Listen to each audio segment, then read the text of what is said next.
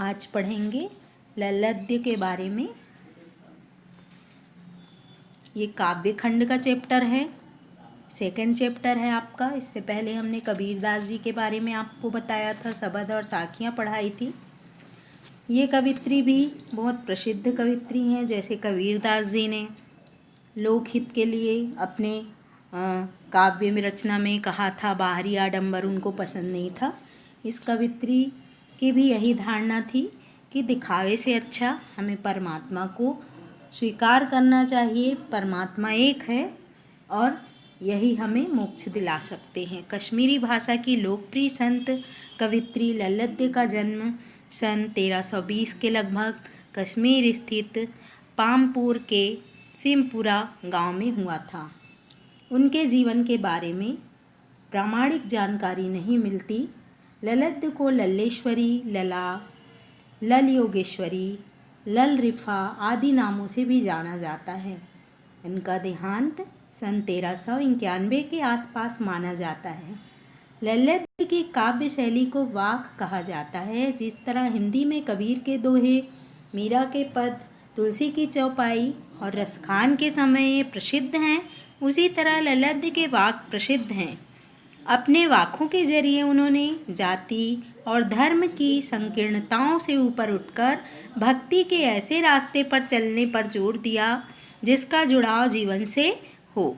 अर्थात जीवन की जो संकीर्णता है, कमजोरी है, जो एक संकुचित बुद्धि है जाति और धर्म के बीच में, उससे ऊपर उठकर उन्होंने भक्ति का रास्ता लोगों को दिखाया है और भक्ति के द्वारा लोगों को धार्मिक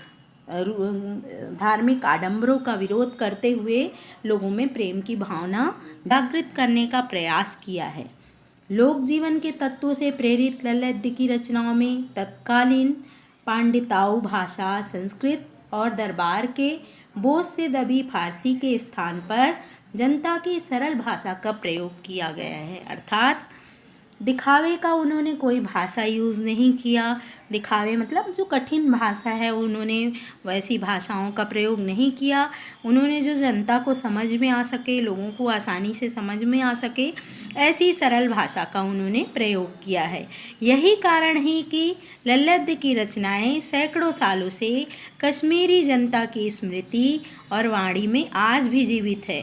कश्मीरी जो जनता है, कश्मीरी लोग हैं, वे उनकी स्मृति में, स्मृति मतलब यादों में, और उनकी जुबान पर आज भी जीवित है। उनकी सारी रचनाएं वे बड़े ही अच्छे से गाते भी हैं और उनको याद भी करते हैं। वे आधुनिक कश्मीरी भाषा का प्रमुख स्तंभ मानी जाती हैं। स्तंभ यानी खंभा मानी जाती हैं कि आधुनिक कश्मीरी भाषा जो है उसकी एक स्तंभ है, एक इम्पॉर्टेंट पर्सन है। विद्यार्थियों को भक्ति काल की व्यापक जन चेतना और उनके अखिल भारतीय स्वरूप से परिचित कराने के उद्देश्य से यहाँ कवित्री के 4 वाकों का हिंदी अनुवाद प्रस्तुत किया गया है। वाकों मतलब रचनाएं जो आपको भक्ति काल से उत्प्रोत दिखाई देंगी, भरी हुई दिखाई देंगी और बाहरी आडंबरों का विरोध करती हुई दिखाई देंगी। पहले वाक में ललद्य ने ईश्वर प्राप्ति के लिए किए जाने वाले अपने प्रयासों की व्यर्थता की चर्चा की है। अर्थात कवित्री बताती हैं कि ईश्वर प्राप्ति के लिए जो मैंने बहुत सारे प्रयास किए वे सारे निरर्थक हो गए। क्यों हो गए? व्यक्ति का प्रयास कब निरर्थक हो जाता है, कब व्यक्ति असफल हो जाता है?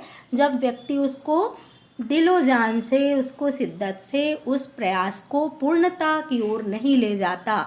तो यहाँ पर कवित्री भी अपनी गलती को मान रही हैं और कह रही कि मैंने वो प्रयास शायद ईश्वर प्राप्ति के लिए जो किए थे वो व्यर्थ में ही चले गए, ऐसी चर्चा कर रही हैं। दूसरे में बाह आडंबरों का विरोध करते हुए यह कहा गया कि अंतःकरण से संभावी होने पर ही मनुष्य की चेतना व्यापक हो सकती है। अर्थात यदि व्यक्ति अपनी अंतरात्मा से ही स्ट्रांग होगा, एक कठोरता होगी उसमें, एक दृढ़ निश्चय होगा उसमें, तभी वो मनुष्य की चेतना व्यापक हो सकेगी। अर्थात मनुष्य कुछ सोचने के लायक रहेगा, ईश्वर से उसका जुड़ाव होगा। दूसरे शब्दों में इस माया जाल में कम से कम लिप्त होना चाहिए। माया जाल मतलब ये जो दुनियादारी है, जीवन की दिखावे की प्रवृत्ति है लोगों में, मनुष्य में, उससे हमें कम ही लिप्त होना चाहिए। हमें भोग विलास से दूर रहना चाहिए, अधिक ऐशो आराम की ज़िंदगी नहीं जीना चाहिए और ईश्वर में अपने मन को लगाना चाहिए। तो ये जीवन कैसा है? एक माया जाल की तरह है। कैसी माया? जो नकली है, दिखावे की माया। एक दिन इंसान को सब कुछ छोड़कर ईश्वर के, परमात्मा के पास जाना ही पड़ता है, ऐसा कवित्री बता रही हैं। तीसरे वाक्य में कवित्री के आत्मलोचन की अभिव्यक्ति है, मतलब कवित्री ने अपनी आत्मा का अवलोकन किया है और उसको उन्होंने अभिव्यक्ति बताई है, अपने द्वारा व्यक्त किया है।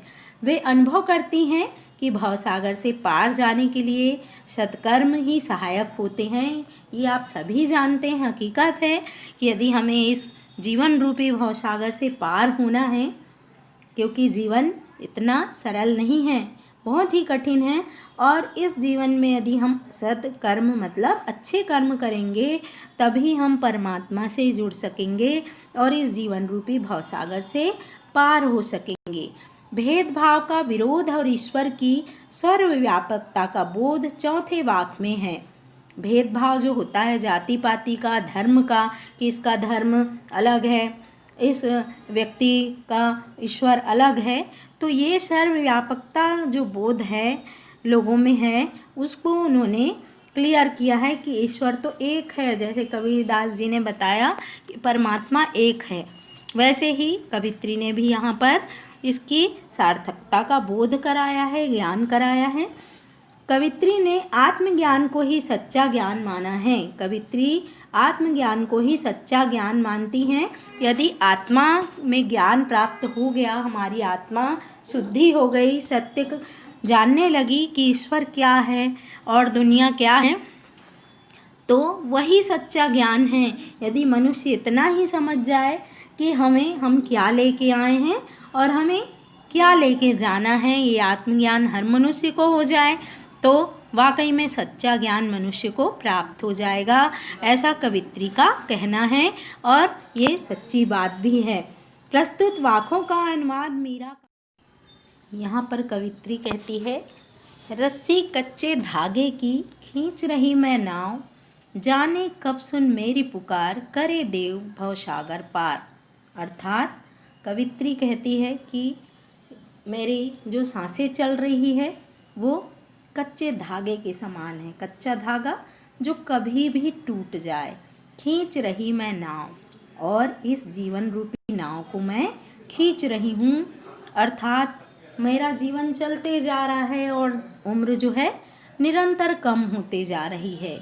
जाने कब सुन मेरी पुकार, करे देव भवसागर पार। मैं कब से ईश्वर को पुकार रही हूँ, उसकी प्रार्थना कर रही हूँ कि कब मेरी पुकार परमात्मा सुन ले और मुझे इस जीवन रूपी भवसागर से पार लगा दे। अर्थात मैं निरंतर प्रयासरत हूँ, प्रयास कर रही हूँ, लेकिन पानी टपके कच्चे सकोरे, व्यर्थ प्रयास हो रहे मेरे। कवित्री कहती है कि मेरा शरीर एक कच्चे सकोरे की तरह है, एक मिट्टी के बर्तन की तरह है, जिसमें यदि पानी भर दिया जाए तो वो निरंतर टपकते रहता है, लगातार टपकते रहता है।